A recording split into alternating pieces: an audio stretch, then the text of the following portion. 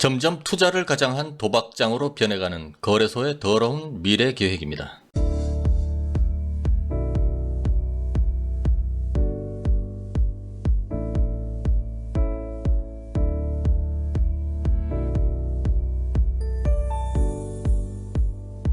선물거래소의 기원을 알아보시겠는데요. 일본 도지마 쌀 시장이 현대 선물거래소의 기원입니다. 그래서 여기서 도지마 쌀 시장의 풍경인데요. 1694년 개장을 했습니다. 당시 쌀은 바로 돈이었는데요. 당시의 영주들은 쌀의 양으로 세력이 표현되었고 중앙에 납부하는 세금도 쌀로 징수되었습니다. 막부에서는 지방 영주들이 거둬들인 쌀을 중앙의 오사카와 에도로 다시 보내게 되었는데요. 이 막대한 쌀의 이동량이 도지마 쌀 시장을 번영케 했습니다. 그러나 영지에서 거둔 쌀을 오사카로 보내는 과정에서 기후의 영향을 많이 타는 농산물의 특성상 가격 변동에 대한 부담이 컸습니다. 이것은 지금도 농산물의 선물 시장이 발달하게 된 원인입니다. 다음은 쌀 선물 시장 발전의 주요 원인입니다. 17세기 도쿠가와 막부의 중앙정부 강화 정책에 따라서 지방 영주들은 1년의 반 이상을 당시에 에도, 동경에 머물러야 했습니다. 그런데 에도에 온 일부 지방 영주들은 생활비가 부족하여 가을에 수확할 농산물을 담보로 물표를 발행하게 되었습니다. 이것은 일종의 창고증권입니다. 이렇게 발행하여 상인들로부터 현금을 조달하였으며 이 물표들이 유통되면서 일종의 유가증권 형태로 거래가 활발하게 되었습니다. 이러한 물표 거래로 거상이 된 오사카의 요도야라는 상인의 집에는 많은 상인들이 모여서 거래 정보를 교환하기도 하고 거래를 주선, 성사시키기도 하는 오늘날과 같은 일종의 거래소 역할을 하였습니다. 1650년에는 일본의 최초 상품 거래소로 발전하게 되었습니다. 그 후에 1697년 도지마로 본거지를 이전하고 본격적인 거래소 모습을 갖추기 시작했는데요. 이곳이 후일 도지마 쌀 거래소로 이름이 알려진 일본 최초의 상품 거래소가 자리 잡은 곳입니다. 그리고 일본 상품 거래소의 기원이 되었습니다. 이것은 훗날 미국 선물 시장에까지도 영향을 미치게 되죠. 이 도지마 쌀 시장에서 선물 거래로 주고받은 선납수표가 점차 널리 쓰이면서 일본에서는 동전과 함께 지폐의 유통도 점차 활발해졌습니다. 도지마 쌀 시장은 메이지 유신으로 에도 막부가 무너진 이후에도 1939년 일본 미국 주식회사에 흡수될 때까지 존속하였습니다. 잠시 화폐기억 시리즈에 나왔던 선물의 개념에 대해서 한번 알아보시겠습니다. 소는 한 마리 알기 쉽게 그냥 가져와 봤습니다. 이분은 매수자입니다. 이분은 소를 키우는 매도자이고요. 이분은 오를 것 같으니까 미리 사야겠어. 그래서 매수를 미리 합니다. 이분은 떨어질 것 같으니까 미리 팔아야겠다. 그래서 1년 뒤의 가격을 미리 100만 원에 계약을 하게 되는 거죠. 그래서 매수자와 매도자가 계약을 하게 됩니다. 그래서 선물 거래란 미래의 일정 시점에 수량, 규격, 품질 등이 표준화되어 있는 특정 대상물을 계약 체결 시 정한 가격으로 인수인도하기로 약속하는 거래로서 거래소에서 정한 일정한 제도에 의해 이루어지는 거래를 말합니다. 그리고 쌀 시장과 함께 차트도 발전하게 되었는데요. 이 차트의 기원이 이때 나타나게 되었습니다. 그래서 캔들 차트의 기원은 혼마 문해희사가 만든 차트를 기원으로 하고 있습니다. 젊은 시절 혼마는 쌀 거래의 실패로 가진 돈을 다 날리고 저를 찾아갔습니다. 그런 그에게 어느 날 주지스님이 찾아와서 깃발이 왜 펄럭이는지를 물어봤습니다. 혼마는 그 질문에 제대로 답을 하지 못하고 세속적인 답변만 늘어놓았는데요. 스님이 이렇게 말씀하십니다. 저 깃발이 흔들리는 건 자네 마음이 흔들리기 때문이네. 스님이 남긴 말에 그는 모든 것에 마음을 알아야 한다는 것을 깨달았습니다. 혼마가 스님의 말에서 깨달은 것은 마음이 지어내는 온갖 허상에 마음이 휘둘리지 않는 자기 자신을 보는 법이고 자신을 통해 남을 아는 법이었습니다. 그는 그것을 깨달은 자만이 장사든 어떤 분야에서든지 최고가 될 수 있다는 큰 깨달음을 얻었는데요. 이것은 여러분들이 흔히 지금 말씀하시는 요즘에 마인드하고는 조금 다른 것 같습니다. 혼마의 차트에 대해서 간단히 한번 보시겠습니다. 현재 전 세계에서 사용되고 있는 시세표의 근간이 되는 캔들 차트와 이런 캔들이 있죠. 이런 캔들이 있는데 과거에는 초창기에는 아주 이렇게 나타나진 않았습니다. 전 세계 투자자들이 참고하는 투자 비법인 사케다 전법을 창시했습니다.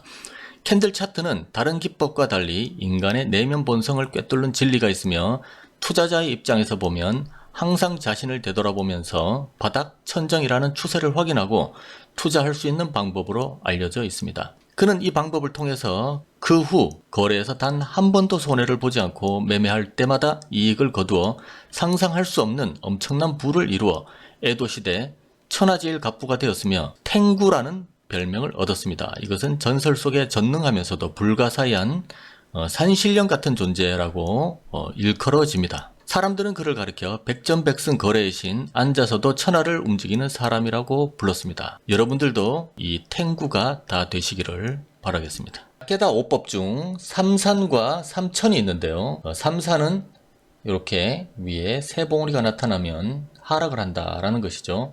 이 하락을 하기 전에 여기서 상승을 하면 상승 기류를 타게 되고, 여기서 완전히 세 개의 봉우리가 나타나게 되면 하락을 한다는 뜻입니다. 이 삼천은요, 밑에서 W가 두 번 겹쳐진 형상으로 세 개의 천이 생기면 상승을 한다는 뜻입니다. 그래서 여기서 이것을 뚫고 나가는 이 지점에서 매수를 한다는 것이죠. 여기서 이것을 뚫고 나가지 못하고 밑으로 내려가면 하락 추세가 계속 진행된다라는 뜻입니다. 그래서 삼사는 요즘에 헤드앤숄더라고 보시면 되겠고, 이것은 역 헤드앤숄더라고 보시면 되겠습니다. 세 봉의 높이에 대해서는 전혀 중요하게 여기지 않고 있습니다. 혼마는 엄청난 사람이라고 저도 생각하고 있습니다.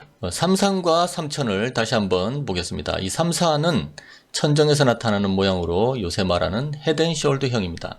헤드앤숄더형은 가운데가 양쪽 봉우리보다 높지만 혼마는 봉우리의 모양은 문제 삼지 않았습니다. 천장에서 세 개의 봉우리가 나타나고 세 번째 봉우리가 하향 이탈할 때는 팔아야 한다라는 이론입니다. 이 삼천은 바닥에서 나타나는 모양으로 역 헤드앤숄더형을 얘기합니다. 이를테면 삼중 바닥입니다. 바닥에서 봉우리 3개가 아래로 향하고 있는 모양이 내천자를 닮았다고 하여 붙여진 이름입니다. 이런 모양이 바닥에서 나타날 때는 봉우리를 돌파할 때 반드시 매수한다라는 이론입니다. 시임학은요, 이분이 어떤 사람의 마음을 꿰뚫는 부분을 전한 것입니다. 혼마 문해사의 상법을 가르쳐 그를 깊이 연구한 사람은 시임학이라고 표현합니다. 그가 성취한 인간 심리에 대한 통찰을 그의 글 속에서 발견하게 되기 때문입니다.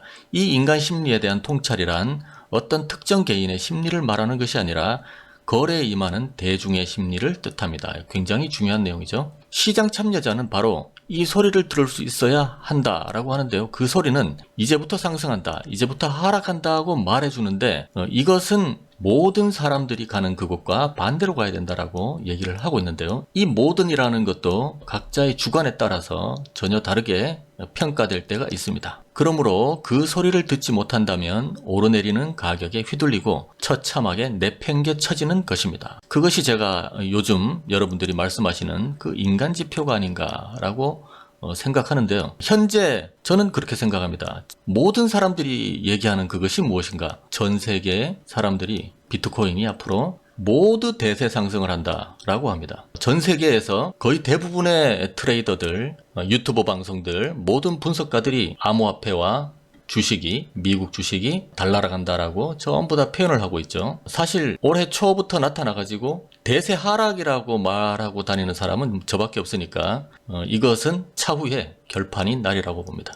혼마 문해이사의 투자의 수칙 비법입니다. 잘 한번 보시고 여러분들도 참고하시면 좋겠습니다. 첫째는요, 여유 자금으로 매매를 할 것. 용도가 정해진 돈은 투자에 사용하지 말 것입니다. 손해를 봐도 괜찮다고 정한 범위 내에서 매매할 것. 그리고 과거의 쌀 시세를 참고해서 바닥 가격과 천장 가격을 판단할 것. 그리고 결코 최저가에서 사서 최고가에 팔려고 하지 말 것. 그러니까 완전 바닥에서 사가지고 완전 꼭지에서 팔려고 노력하지 말라는 것이죠.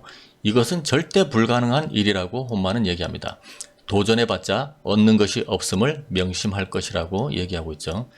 투자 방침을 정했으면 눈앞의 작은 가격 변동에 일희일비하지 말 것. 답보장, 제자리 걸음, 크게 변동성이 없을 때는 나서지 말라는 것이죠. 지금이 절호의 매수 매도 시기라는 생각에 마음이 조급해지면 사흘간은 기다리라고 합니다.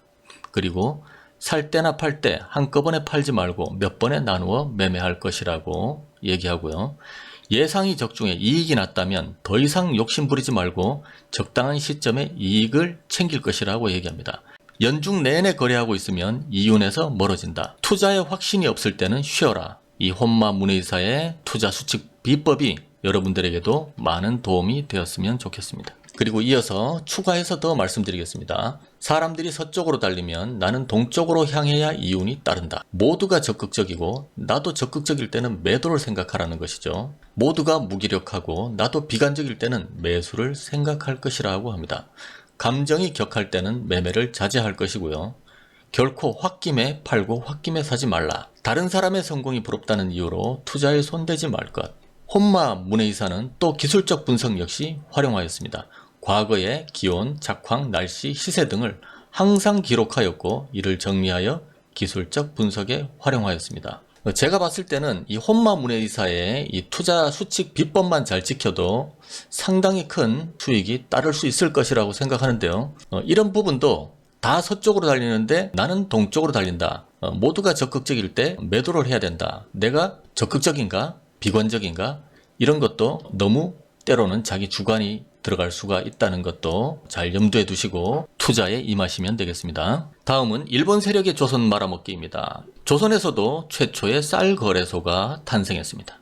그것은 바로 미두 추인소인데요. 일본의 조선 날로먹기 거래소입니다. 쌀이나 콩 등을 대상으로 현물 및 선물 거래하던 시장이 바로 미두 추인소입니다. 개항 이후 조선에서 생산된 미국 중 상당량이 일본으로 이출되었습니다. 따라서 생산과 집화, 정미, 보관 등의 과정을 합리적으로 운영할 수 있는 기관이 필요했는데요. 그래서 이런 미두 추인소가 1896년 인천에서 탄생했습니다. 이를 거래하는 경제기관이 미두장, 곧 미두 추인소였습니다. 추인소의 당초 목적은 미국 품질과 가격의 표준화, 미국 수집상에 대한 정확한 미국 가격의 동향 전달 등을 통해서 구매 과정을 합리적으로 만들고 무역에 도움이 되는 기능을 하는 것이었습니다. 이러한 미두 추인소가 처음 등장한 곳은 1896년 인천이었는데요. 당시 일본 상인들이 발의해 주식회사 인천 미두 추인소를 설립했습니다. 미두장에서는 현물도 거래되었지만 선물 거래가 대부분이었습니다. 곡물은 생산 시기가 한정되어 있고 자연재해나 전쟁에 따른 변동이 있지만 소비 시기는 상시적인 특성을 갖고 있었기 때문에 언제든지 가격 변동이 생길 수 있었습니다. 이러한 가격 변동으로 인한 손실을 최소화하고 곡물 거래의 안정성을 확보하기 위해서 주로 선물 거래 형태로 거래되었습니다. 그러나 이 미두 추인소에 숨겨진 목적이 있었는데요. 미두 추인소는 쌀 가격의 안정과 쌀 매매에 있어서 지나친 경쟁을 방어하기 위한 목적으로 개장되지만 곧 그 기능이 변질되고 맙니다. 명목상으로는 쌀 공정거래 시장이지만 실제로 쌀은 거의 거래되지 않았습니다. 사람들은 단지 미래의 쌀 가격을 예측해서 사고 팔았습니다. 쌀값의 10%만 있으면 거래에 참여할 수 있어 적은 돈으로도 막대한 이익을 얻을 수 있었습니다. 결국 미두거래소는 대박을 노리는 미두꾼들로 인해 인산인해를 이루었습니다. 일찍이 선물거래 논리에 눈을 뜬 일본 상인들은 인천뿐만 아니라 군산, 부산 등 개항장이 있는 곳에 계획적으로 미두 추인소를 설립했습니다. 당시 땅은 동양척식 주식회사에 현금은 미두 추인소에 수탈된다는 말이 있을 정도였습니다. 그래서 땅은 모두 동양척식 주식회사가 싸그리 걷어가고 현금은 미두 추인소에 전부 털린다는 얘기죠. 마치 카지노처럼 합법적으로 조선인들의 부를 강탈하기 위한 수단으로 미두 시장이 활용되었습니다. 교묘하게 조선 경제를 수탈한 일본의 수법이었습니다. 이것은 오늘날에도 주식과 코인, 파생상품에서 반복되는 역사를 가지고 있습니다. 언제나 대부분의 손실은 개미들이었고 우리는 세계 1위 손실을 입는 나라입니다. 여기가 바로 미두 추인소 광경입니다. 이가 미두 추인소인데요. 1896년 개설된 인천 미두 추인소의 매매 광경입니다. 다카바라는 거래원 아래에서 바다치 시장 대리인들이 몰려 있습니다. 이렇게 시장 대리인들이 몰려 있는데요. 이 미두 추인소는 한때 일본의 도지마 쌀 시장의 거래량을 능가했다고도 합니다. 그리고 한때 투기 광풍이 불었습니다. 미두 추인소에 투기 광풍이 불었는데요. 시장은 전장 후장 2번 열렸습니다. 이렇게 난리가 났습니다. 지금의 선물회사 성격인 중매점에 일정 금액의 증거금을 예치하면 누구나 거래할 수 있었습니다. 당초 조선의 쌀시장을 장악하려는 일본 상인들에 의해서 출발한 취인소의 시세는 당시 오사카 취인소에서 날아오는 전보 시세에 따라 변동되었습니다. 1920년대 이후 조선에서 산미 증식 계획이 시작되자 조선의 미국 시장은 화랑 국면을 맞이했습니다. 이 과정에서 시세 차익을 노린 투기 광풍이 조선에 불어닥쳤습니다. 투기 광풍에 많은 자본을 가진 투자자뿐만 아니라 지식인과 학생, 상인, 지주와 머슴, 가진 것 없는 평범한 서민들까지 참여합니다. 이것을 보시면 지금의 모습과도 너무나 흡사하다고 보시면 되겠습니다. 그래서 일반적 사람들이 이 투자에 들어올 때 모든 것은 고점이다 라고 아시면 되겠죠. 많은 사람들이 일확천금을 꿈꿨지만 선물 거래에 대한 지식이 부족하여 재산을 탕진하는 경우가 많았습니다. 이러한 투기 열풍은 현실에서 미래에 대한 희망을 찾기 어려웠던 한국인들이 현실의 암울함에서 벗어나고자 했던 심리가 투영된 것이기도 했습니다. 조선의 미두 투기 열풍은 1930년대 후반까지 계속되었습니다. 1939년 미국 시장이 모두 폐쇄되고 총독부가 직접 관리하는 조선 미국 시장 주식회사가 설립되면서 이 회사가 전시 미국 유통을 대행했습니다. 고 신태범 박사는 1915년 이후 15년 동안 합방 이후 벼슬길도 막히고 장사도 못하게 된 시골의 대소지주들이 돈을 벌어보겠다면서 인천으로 몰려들었습니다. 미가 변동을 예측하려면 정부 식량정책, 경제 동향 판단, 청기 예보 분석 등 정보와 자료가 필요한데 미두꾼들은 아는 것이 전혀 없었습니다. 뿐만 아니라 몇몇 중매업이 단합하면 미가를 조작할 수도 있었다고 인천 한세기에 쓰고 있습니다. 쌀만이 아니라 돈도 함께 빼앗는 기구였다고 밝히고 있는데요. 그도 그럴 것이 이전까지는 미국은 우리나라 중개인을 거쳐 일본으로 갈 수 있었습니다. 급기야 땅 문서를 보증금으로 받는 편법까지 판치면서 고객의 90%인 한국인들은 대부분 가산을 탕진할 수밖에 없었습니다. 강옥엽 인천시사 편찬위 전문위원은 미두 취인소의 고객은 90%가 한국인이었고 이들이 약 15년간 미두장에 바친 돈이 수억 원이었다고 얘기합니다. 이렇게 피해가 확산되자 당시 1920년대 종합지 개벽에는 인천아 너는 어떤 도시란 제목으로 인천 미두 취인소를 피를 빨아먹는 악마구리요 독소라 해서 경각심을 불러일으키기도 했다고 말했습니다. 동아일보 1926년 기사에서는요. 투자 실패 요인으로 꿈과 점쟁이를 꼽았습니다.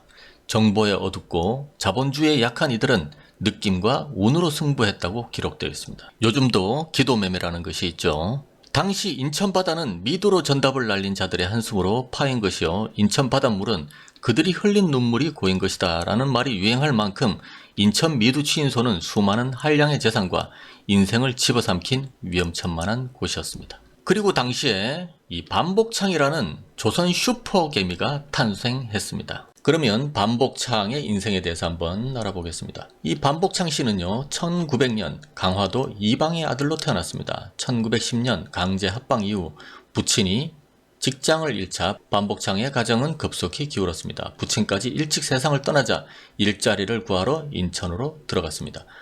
아라키라는 일본인 집에 아이돌 보는 하인으로 들어갔는데요. 아라키는 미두 중매점을 차린 인물입니다. 아라키 밑에서 반복창은 바다지라는 시장 대리인으로 승진하고 6년 만에 아라키의 중매점의 2인자 반지로가 되었습니다. 그 축하하는 자리에서 이 반복창이 일본 이름으로 받은 것이 바로 지로입니다. 그래서 반지로가 되었죠. 당시 400원의 미천으로 40만원 재산을 일구었습니다. 한 번의 거래로 18만원, 현시가로 18억 원을 버는가 하면 단 1년 만에 재산을 1000배로 불렸다고 알려져 있습니다. 그러나 인천 최고 미인과의 결혼식 당일에만 3만원을 쓴 조선에서 가장 행복한 남자 반복창의 영화도 2년을 넘기지 못했습니다. 일본인 미두 중매점에서 일하며 모은 모든 재산을 투자 실패로 잃게 되었기 때문이죠. 아내마저 새 아이를 남기고 떠난 뒤 그는 핫백에서 한 판에 몇 전 거는 절치기꾼으로 전락을 했습니다. 30에 중풍으로 반신불수가 됐고 정신마저 이상해졌습니다. 이후 20년 가까이 미두시장을 떠돌던 미두씨는 1939년 불어의 나이에 송림동 겹방에서 초라하게 생을 마감하게 되었습니다. 다음은 반복창의 주인이었던 쌀 중매점에 아라키가 어떻게 실패했는지 한번 알아보겠습니다. 1919년 1월 3개월간의 폭등세를 멈추고 쌀값이 폭락을 했습니다. 이렇게 폭등을 쫙 하다가 이렇게 쌀 가격이 내려갔죠. 그런데 쌀값은 결국 오를 수밖에 없다고 판단한 아라키는 반등에 대비해서 투기적으로 쌀을 매수했습니다. 그러니까 물 타고 그러나 기대와는 달리 쌀값 폭락세는 좀처럼 멈추지 않았습니다. 아라키는 쌀값이 떨어지면 사고 또 떨어지면 더 사는 식으로 매수에 돈을 걸었습니다. 만석씩 2만석씩 사다 보니 어느덧 매수해 놓은 쌀이 10여 만석에 달했습니다. 혼자서 10만 년은 좋게 먹을 수 있는 쌀을 매수해 놓고 쌀값이 반등하기를 초조히 기다렸지만 쌀값은 찔끔 오르다가 크게 떨어지기를 거듭했는데 매시간 전보로 날아오는 오사카 미두 시세에도 절망적이기만 했습니다. 손실이 감당할 수 없을 만큼 커지자 아라키는 시세 조작까지 하게 되었지만 그마저도 실패하고 빈털터리가 되어 일본으로 도주했습니다. 이 아라키의 실패 원인은 물론 과도한 물타기, 기도매매, 그리고 희망회로가 되겠습니다. 만약에 그에게 현금이 조금이라도 있었다면 재기를 했을 것입니다. 다시 반복창의 삶입니다. 이분은 절세 미녀였다고 하는 그 당시 아내 김후동 씨입니다. 아라키의 도주 후 그 여파로 미두시장이 폐쇄가 되었습니다. 이런 큰 돈벌이를 놓치기 싫은 조선 총독부가 자본금 100만 원으로 다시 개장을 시켰습니다. 아라키가 떠난 후 반복창은 일자리를 잃게 되었습니다. 그러나 미두장이 다시 개장하면서 본격적으로 미두시장으로 뛰어들어 단시간에 큰 부를 얻게 되었습니다. 당시 21살의 청년 반복창은 미두시장에 뛰어든 지 1년 만에 조선뿐 아니라 일본에까지 미두계의 폐왕으로 이름을 떨치게 되었습니다. 이 돈으로 인천 외리바다가 보이는 경동 사거리 동쪽 100m가량의 위치에 있는 명당 자리에 400평의 집터를 사고 20만 원을 들여 조선에서 가장 크고 화려한 서양식 저택을 지을 계획을 세웠습니다. 당시 절세미인이라는 김후동과의 결혼식에서 그는 2등석 특별 열차를 통째로 빌리고 당시 시내의 자동차 3분의 1을 빌려 하객들을 조선 호텔까지 운송한 초호화판 결혼식을 열기도 했습니다. 그러나 대저택이 완성되기도 전 한 번도 시세 예측에 실패한 적 없던 그가 계속 실패를 했습니다. 초심으로 돌아가 매수와 매도에 만전을 기했음에도 그의 예측은 안드로메다로 가면서 그의 주인이었던 아라키의 뒤를 이어 파산했습니다. 이 아라키는요, 일본으로 돌아가가지고도 일본에서 완전 파산을 이루었다고 합니다. 다음은 우리나라의 주식거래소입니다. 이 주식거래소는 자본시장과 금융투자업에 관한 법률에 근거한 거래소입니다. 그러나 이 암호화폐는 관련법이 전혀 없는 상태에서 영업하는 불법 거래소입니다. 이것을 정부에서 가만히 두고 있는 것은 저도 이유를 모르겠습니다. 다음은 암호화폐 거래소입니다. 김병욱 의원 등 암호화폐 관련 가상자산법 추진을 9월 9일에 시작했습니다. 이 내용은 제가 만든 화폐개혁 시리즈에 있는 내용입니다. 법 제도화하지 않는 암호화폐의 여러가지 불법에 대해서 제가 말씀드린 적이 있었죠. 이 암호화폐의 불법은요, 불법 환전, 불법 증여, 불법 거래 등이 있습니다. 이 불법 환전은 코인와시는 자신들이 80개 코인의 세탁을 지원하며 67개국에 250개 고객사를 보유하고 있다고 밝혔습니다. 이더리움 5만 개를 19개 나라에 코인 세탁을 진행했는데요. 비트코인 1000개를 15개국을 걸쳐 16명을 투입해서 세탁했으며 비트코인 500개를 세탁한 사례도 있다고 주장을 했습니다. 이렇게 환전이 불법적으로 이루어지고 있습니다. 지금도 개인들이 무단송금을 마음대로 하고 있는 상황입니다. 그리고 불법 증여, 상속과 증여 대상이 될 수 있는데요. 그러나 암호화폐 보유 내역을 조회할 시스템이 현재는 없습니다.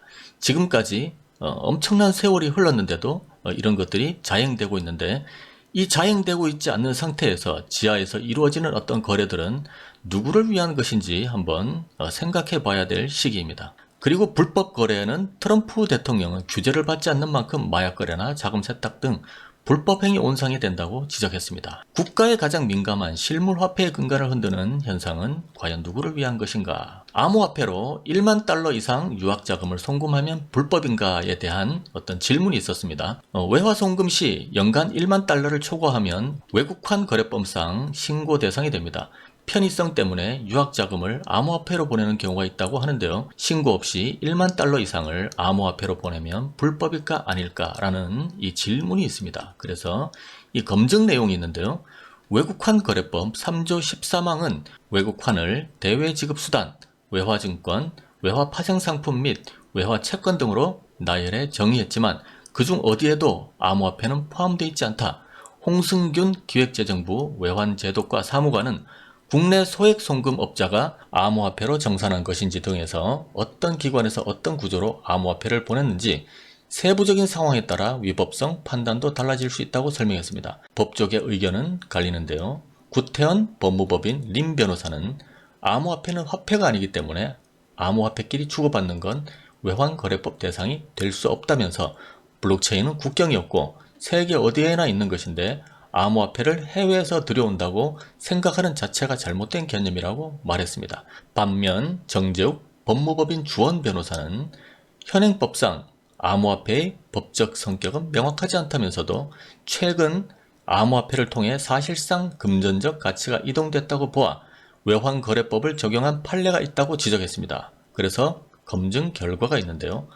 암호화폐에 대한 법적 정의가 명확하지 않는 상태라 현재까지는 개별적 사례마다 법 적용이 달라질 수 있는 상황이라고 합니다. 그래서 현재는 어떤 특별한 법적 제재가 크게 없다라는 것이 현재 상황입니다. 그래서 현재는 이렇게 황야의 무법자라고 보시면 되겠는데요. 다음은 암호화폐 거래소들의 조작 사건들을 한번 알아보겠습니다. 비트와이즈의 보고서를 여러분들은 잘 아실 겁니다. 암호화폐 거래소 95%가 조작됐다고 하는 내용이었죠. 이것은 작년 4월 달 정도에 비트와이즈가 분석했습니다. 연구의 일환으로 비트와이즈는 83개 거래소의 거래 데이터를 분석했습니다. 연구원들은 거래 규모 히스토그램, 거래량 급증 정렬 및 이러한 거래소의 스프레드 패턴을 살펴보았다고 말했습니다. 그들은 100% 실제 거래량을 가진 거래소가 10개뿐이다 라고 발표했었죠. 그 10개의 거래소가 총체적으로 보고된 거래량의 5%밖에 안 된다.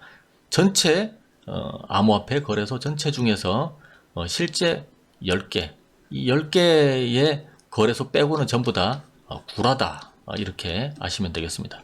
비트와이즈는 10개 거래소를 실제 거래량 거래소 또는 참조 거래소로 분류했습니다. 이 10개 거래소에는 바이낸스, 비트피닉스, 비트플라이어, 비트스탬프, 비트렉스, 코인베이스, 프로, 제미니, 이빗, 크라켄, 폴로닉스가 포함되어 있습니다. 비트와이즈가 가짜 거래량을 표시하는 것으로 비난한 73개 거래소 중에는 OKX, 히트BTC 및 후오비 등이 있습니다. 이 거래량 조작을 한번 보셨는데요. 여기가 제대로 된 거래량을 표시하는 거래소고요. 나머지 거래소 중에서 이 페이크 볼륨을 이 정도로 지금 하고 있다는 것이죠. 네, 이거 한번 참고해 보시고요. 거래소가 가짜 거래량을 보고하는 이유는 무엇인가? 인기 있는 거래소는 더 많은 미디어에 관심을 받는 것입니다. 인기를 높이고 새로운 사용자를 유치하기 위해서 암호화폐 거래소는 부풀려진 숫자를 제시합니다.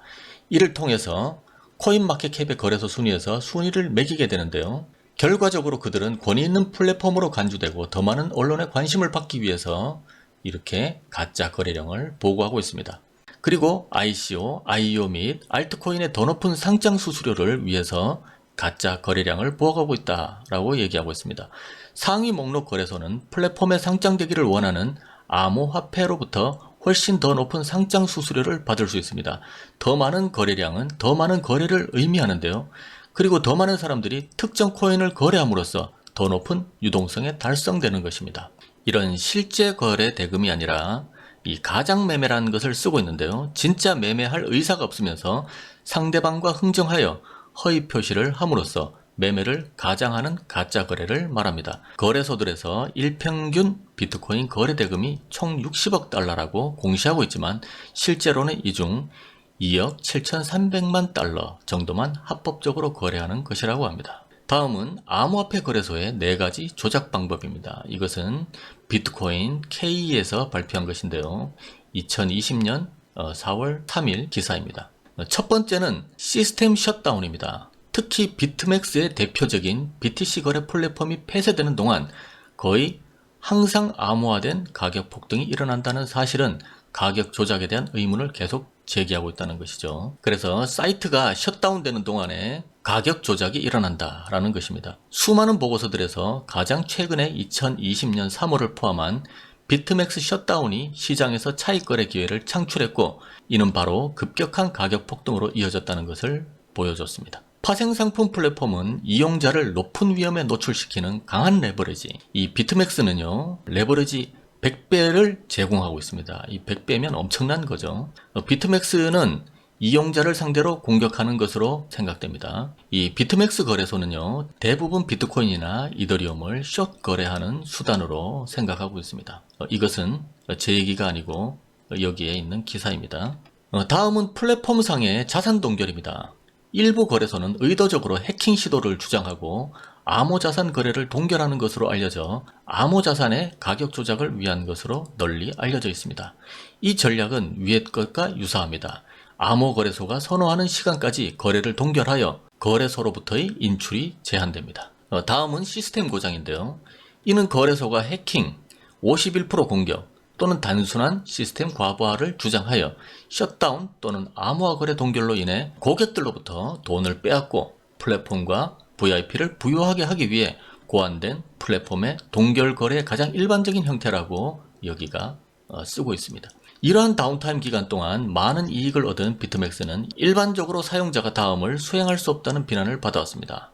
이것은 청산에 근접했을 수 있는 위치 수정, 현저하게 증가하고 있는 포지션에 대해 이익을 실현하는 것, 긴 청산 작업을 위한 포지션 관리, 추가 감산, 트레이드 등의 고정 포지션에 대한 내용입니다. 그러니까 닫아놓고 개미들을 몰살시켜 왔다는 내용입니다. 그리고 네 번째는요, 워시 트레이딩입니다. 이 워시 트레이딩은 뭐냐면 자전거래죠, 자전거래. 자기들끼리 인위적으로 스스로 사고팔고 하는 것입니다. 시장에서 인위적인 활동을 창출하기 위한 유일한 목적으로 동시에 증권을 사고파는 시장 조작을 하는 과정입니다.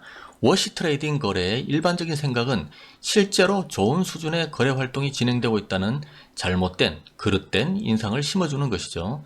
이는 기업이 암호화폐 거래소가 거래소에 주문을 넣고 직접 이러한 주문을 실행함으로써 달성되며 실제 사용자와 교환되는 실제 거래가 아닙니다. 그 외 불법 조작이 있는데요. 가두리 펌핑이죠. 통상적으로 거래소에서 특정 코인의 입출금을 막아놓고 시세를 높이는 행위를 우리는 가두리 펌핑이라고 합니다.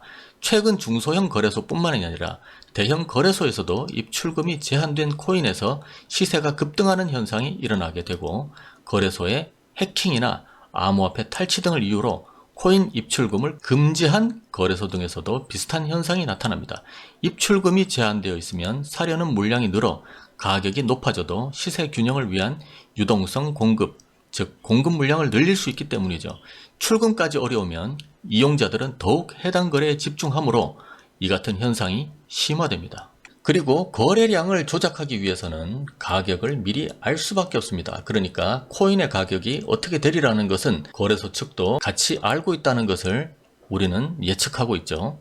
거래량 조작을 위해서는 가격을 미리 알고 있어야 합니다. 가격이 움직이는 곳으로 미리 거래소의 매수, 매도량을 알박이 해야 되기 때문이죠.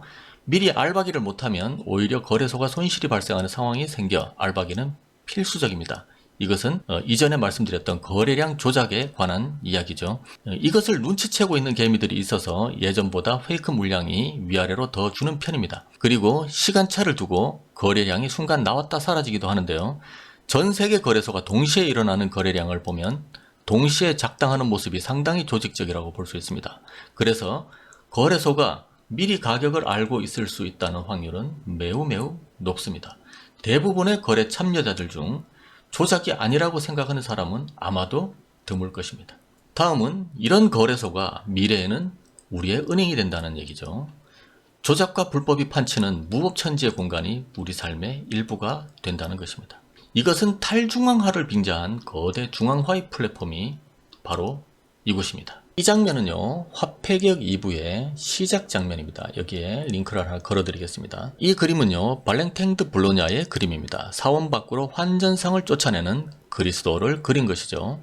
이것은 보시다시피 예수와 상인의 그림인데요. 이 그림은 기독교와 유대교의 아주 뿌리 깊은 반목의 시작이라고 볼 수도 있겠죠. 나의 집은 기도의 집이라 불릴 것이다 라고 기록되어 있다. 그런데 너희는 이곳을 강도들의 소굴로 만드는구나 라고 예수가 이 환전상들을 쫓아내고 있는데요. 이 사람들이 다 유대인들이죠.